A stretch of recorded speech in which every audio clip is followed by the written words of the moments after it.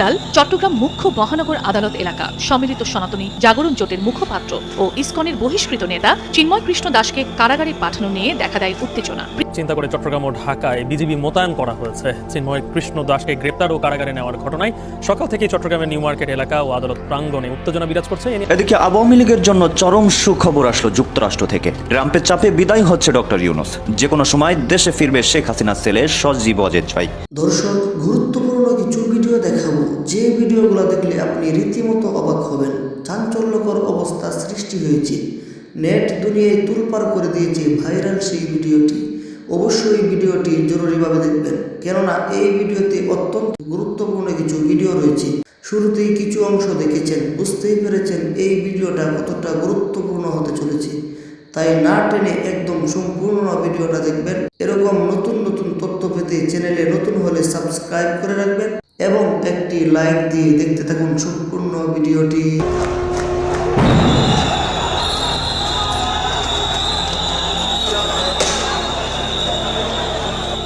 উত্তাল চট্টগ্রাম মুখ্য মহানগর আদালত এলাকা। সম্মিলিত সনাতনী জাগরণ জোটের মুখপাত্র ও ইসকনের বহিষ্কৃত নেতা চিন্ময় কৃষ্ণ দাসকে কারাগারে পাঠানো নিয়ে দেখা দেয় উত্তেজনা। প্রিজন ভ্যান আটকে রাখা বিক্ষোভকারীদের সরাতে গেলে আইন শৃঙ্খলা রক্ষা বাহিনীর সঙ্গে দফায় দফায় সংঘর্ষ হয় চিন্ময়ের অনুসারীদের।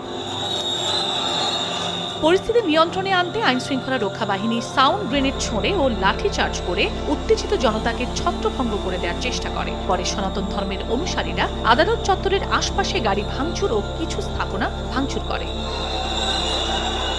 হয়রানি করার জন্য এটা তো আমাদের চিন্ময় প্রভু বা আমাদের এই কোনো ধর্ম বিদ্বেষী কোনো কিছু তো বলে না। সংগঠনের ৮ দফা দাবি এটার চিন্তাকে নস্যাৎ করার জন্য এই মিথ্যা মামলা দায়ের করা হয়েছে। আমরা আমাদের প্রভু নিঃশর্ত মুক্তি চাচ্ছি।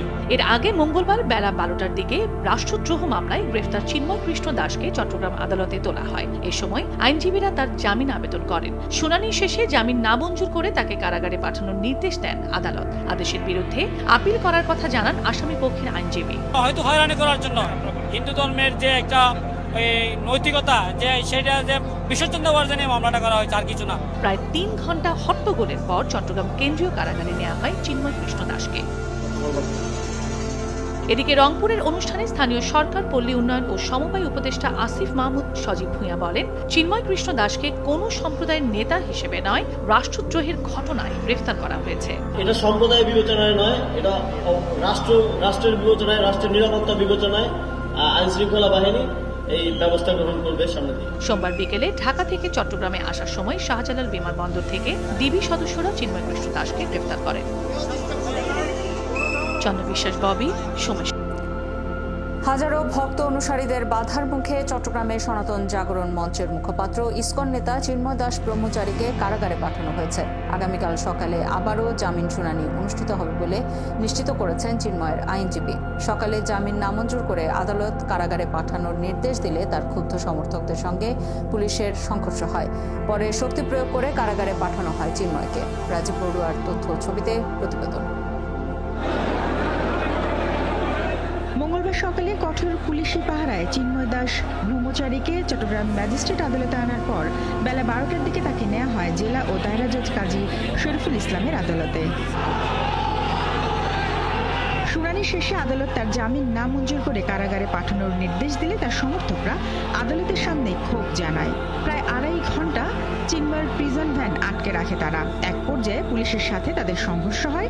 পুলিশ সাউন্ড গ্রেনেড দিয়ে তাদের ছত্রভঙ্গ করে দেয়। এর মধ্যেই তাকে নেওয়া হয় কারাগারে।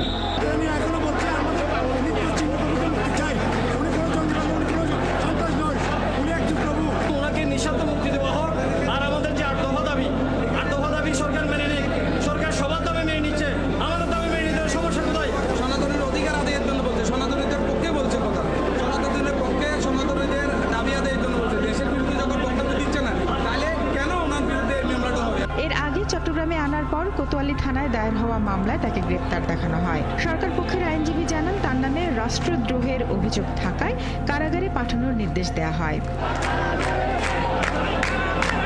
এর আগে সোমবার বিকেলে ঢাকা বিমানবন্দর থেকে তাকে গ্রেপ্তার করে গোয়েন্দা পুলিশ। ৫ই আগস্ট শেখ হাসিনা সরকার পতনের পর সংখ্যালঘু নির্যাতন সহ নানা ইস্যুতে আন্দোলনে নেমে আলোচনায় আসেন চিন্ময় দাস। তার ডাকা কোনো একটি কর্মসূচিতে জাতীয় পতাকার উপর গেরুয়া পতাকা বাঁধার অভিযোগে রাষ্ট্রদ্রোহ মামলা হয় তার বিরুদ্ধে। শারমিন স্বপ্না, ৭১। এখনো চট্টগ্রামের আদালত চত্বরে চিন্ময় দাস ব্রহ্মচারীর ভক্তরা ক্ষোভ জানাচ্ছেন। সকাল থেকেই আদালত চত্বরে তারা ছিলেন। সংখ্যা কমে আসলেও এখনো কেউ কেউ আছেন সেখানে। এরই মধ্যে চিন্ময়ের আইনজীবী জানিয়েছেন কাল আবারও জামিন শুনানি হবে। চট্টগ্রামের আদালত চত্বর থেকে আমাদের সাথে যুক্ত হচ্ছেন সহকর্মী রাজীব বড়ুয়া। রাজীব, প্রথম দফা জামিন নামঞ্জুর হবার পর আবার কেন শুনানির সিদ্ধান্ত নেওয়া হলো? এখন আদালতে কি হচ্ছে? চিন্ময় দাসের অনুসারীরা এখনো যারা মাঠে আছেন কি বলছেন তারা? শাওন, প্রথমে বলা গিয়েছিল যে আসলে প্রথমবার যখন শুনানি হয়েছে 12টায়, তখন জামিন নামঞ্জুর করে চিন্ময় কৃষ্ণ দাসকে আদালতে কারাগারে পাঠানোর একটা সিদ্ধান্ত হয়েছিল। এরপরে তার যে আইনজীবী তারা বলছেন যে তারা দুইটাই আবার শুনানির জন্য তারা চেষ্টা করবেন, কিন্তু আদালতের পক্ষ থেকে বলা হয়েছে যে আসলে পরবর্তীতে যে দুইটা শুনানির যে বিষয়টা সেটি আসলে হচ্ছে না। আগামীকালকে সেটি জেলা জজের আদালতে সেই শুনানিটা হবে এবং ওই সময়ে তারা প্রায় 2-2.5 ঘন্টা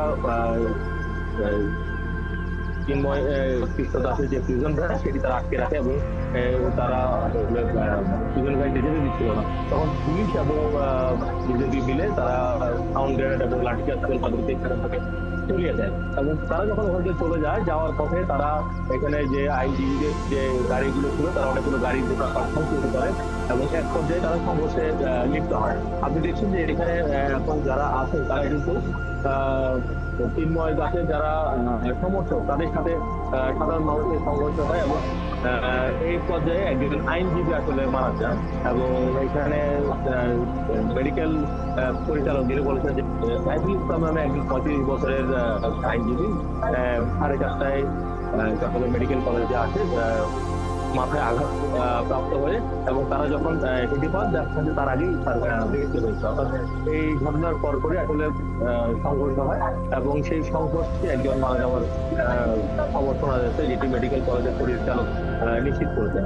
এবং আমি এখন আছি আদালত ভবনের সামনে সড়কে।